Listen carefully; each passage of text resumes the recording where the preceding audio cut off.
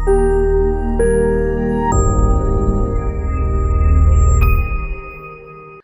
Everyone, నేను మీ doctor Ujwal Gajula, gastroenterologist from Prime Gastro clinic Kompally.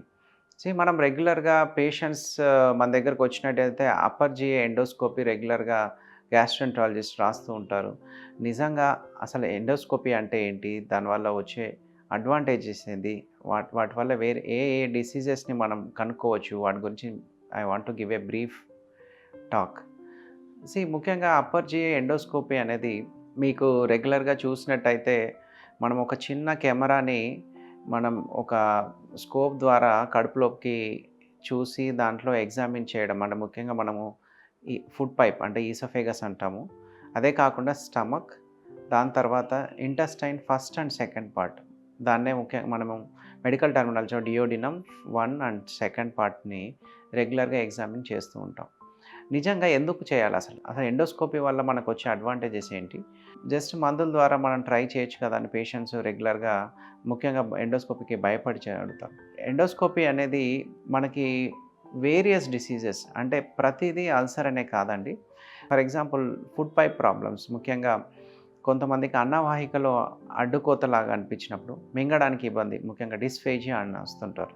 అట్లాంటి ప్రాబ్లమ్స్ ఉన్న వాళ్ళకి ఫుడ్ పైప్ క్యాన్సర్స్, మెయిన్గా దీన్ని మనం ఈసోఫేజియల్ క్యాన్సర్స్ అయితేనేమి, ఆర్ స్ట్రిక్చర్స్ అంటే ఫుడ్ పైప్ బ్లాక్ అవ్వడానికి కొంతమందికి యాసిడ్ రిఫ్లక్స్ అంటే యాసిడ్ అనేది పైకి రావడం వల్ల పెప్టిక్ స్ట్రిక్చర్స్ అనేటివి రెగ్యులర్గా ఫామ్ అవుతుంటాయి. అయ్యే కాకుండా ఎవరైతే ఫర్ ఎగ్జాంపుల్ తెలియకుండా యాసిడ్ ఆర్ ఆల్కలీ ఇంజెక్షన్ అంటే యాసిడ్ పాయిజనింగ్ అట్లాంటి పేషెంట్స్లో కూడా మనం ఎంత డ్యామేజ్ అయిందని చూడడం కోసం ఈ ఎండోస్కోపీ అనేది చేస్తుంటాం. అయ్యే కాకుండా ముఖ్యంగా అనీమిక్ పేషెంట్స్లో మనం అన్నవాహిక మొదటి భాగం, దాన్ని క్రికోఫారింగ్స్ అంటాం, అక్కడ ఒక్కొక్కసారి వెబ్స్ ఫామ్ అవుతాయి. అంటే దానివల్ల బ్లాకేజ్, ఎప్పుడు రిపీటెడ్గా ఫుడ్ తినడానికి ఇబ్బంది అవ్వడం, ఫుడ్ ఇక్కడ గొంతులో స్ట్రక్ అవుతూ ఉండడం, అట్లాంటి సమస్యలతో వచ్చినట్టయితే ఇట్లాంటి డిసీజెస్ని మనం చూడొచ్చు. అయ్యే కాకుండా రేర్ ట్యూమర్స్ అంటే ఫుడ్ పైప్ సంబంధించిన ట్యూమర్స్, ముఖ్యంగా లయోమయోమా అని అండ్ లైపోమా అని అండ్ అదర్ రిలేటెడ్ ట్యూమర్స్ని కూడా మనం ఫుడ్ పైప్లో డిటెక్ట్ చేయవచ్చు.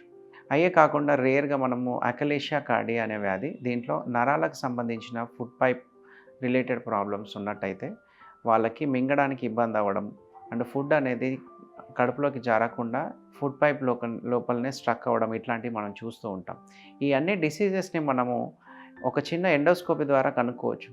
అండ్ అదే కాకుండా పిల్లల్లో ముఖ్యంగా ఫారెన్ బాడీ ఇంజెక్షన్ అంటే కొంతమందికి కాయిన్స్ మింగడం, కాదంటే పెన్సిల్ మింగడం, ఎన్ని షార్ప్ ఆబ్జెక్ట్ మింగినట్టయితే వాటిని తీయడానికి కోసం కూడా ఎండోస్కోపీ చాలా ఉపయోగపడుతుంది. అండ్ కొంతమంది మనకి అప్పర్ జిఏ బ్లీడ్ అంటే ముఖ్యంగా ఈ లివర్ ప్రాబ్లం ఉన్న వాళ్ళకైతే పారిసెస్ అంటే రక్త కణాలు ఫుడ్ పైప్లో ఉబ్బినట్టయితే వాటికి బ్యాండింగ్ అనే పద్ధతి ద్వారా కూడా మేము బ్లీడింగ్ ఆపడానికి ఈ ఎండోస్కోపీ అనేది చేస్తూ ఉంటాం.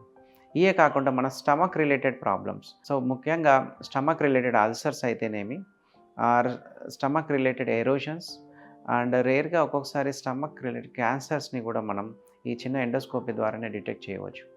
అండ్ ఇంతే కాకుండా కొంతమందికి స్టమక్లో గేవ్ అని అంటే గ్యాస్ట్రిక్ యాంట్రల్ వాస్కులర్ ఎక్టేషియా, ఇలాంటివి ముఖ్యంగా లివర్ సిరోసిస్ పేషెంట్స్లో చూస్తుంటాం. వీళ్ళకి భయంకరమైన బ్లీడింగ్ అవ్వడం, హిమోగ్లోబిన్ డ్రాప్ అవ్వడం అండ్ ఇట్లాంటి ఈ సిమ్టమ్స్తో వచ్చినట్టయితే వాటిని కూడా మనం డిటెక్ట్ చేయవచ్చు.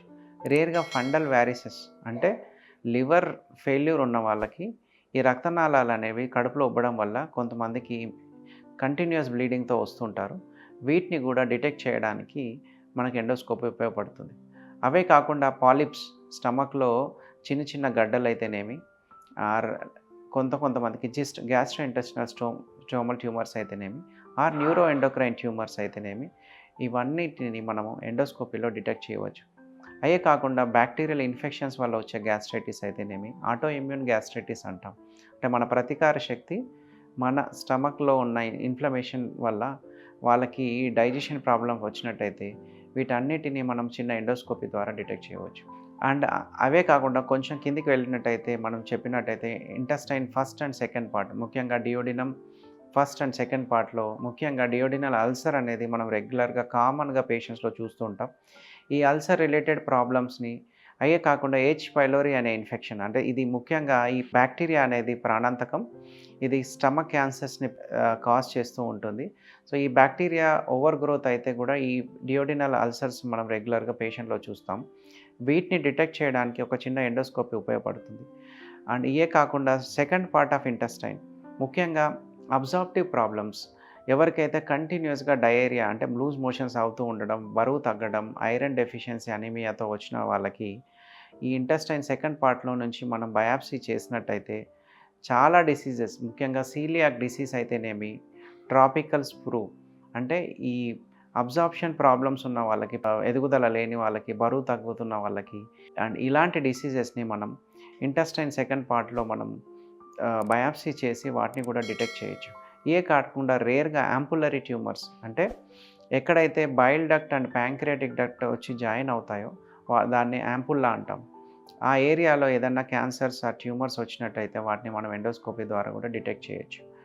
అండ్ ఇవే కాకుండా రెగ్యులర్‌గా మనకి జీఈఆర్‌డీ అనే ప్రాబ్లమ్ మనం రెగ్యులర్‌గా చూస్తూ ఉంటాం. వాటిని కూడా మనం చిన్న ఎండోస్కోపీ ద్వారా స్టేజింగ్ ముఖ్యంగా హైయటస్ హెర్నియల్ గ్రేడింగ్ వల్ల ఆ పేషెంట్స్‌ని మెడికల్‌గా మేనేజ్ అవుతారా? అంటే మందుల ద్వారా నయం అవుతుందా? లేదంటే ఎండోస్కోపీ ఆర్ సర్జికల్ పద్ధతుల ద్వారా ఈ హైయటస్ హెర్నియా రిలేటెడ్ ప్రాబ్లమ్స్‌ని కూడా మనం డిటెక్ట్ చేస్తూ వాటిని కూడా ట్రీట్మెంట్ చేయవచ్చు. సో ఫ్రెండ్స్, ఎండోస్కోపీ అంటే only gastric ulcer or duodenum ulcer ఒకటే కాదు. సో మెనీ డిసీజెస్ మనకు స్టమక్ అండ్ ఇంటెస్టైన్‌లో మనం ఒక చిన్న ఎండోస్కోపీ ద్వారా డిటెక్ట్ చేసి పేషెంట్స్‌కి వాళ్ళ రిలేటెడ్ ప్రాబ్లమ్స్ నుంచి మనం ఉపశమనం పొందించడానికి ఈ ఎండోస్కోపీ అనేది ఉపయోగపడుతుంది. సో ఫ్రెండ్స్, ఎవరైతే గ్యాస్ట్రోఎంటరాలజిస్ట్ నిజంగా ఒక ఎండోస్కోపీ సజెస్ట్ చేసినట్టయితే ఇలాంటి వేరియస్ డిసీజెస్ గురించి ఆలోచిస్తూ ఉంటారు. సో ఎవరికైతే నిజంగా అది అవసరము ఉన్నట్టయితే తప్పకుండా ఈ ఎండోస్కోపీని ఉపయోగించుకొని ఇలాంటి రిలేటెడ్ ప్రాబ్లమ్స్ నుంచి మనం ప్రివెంట్ చేయవచ్చు. Thank you.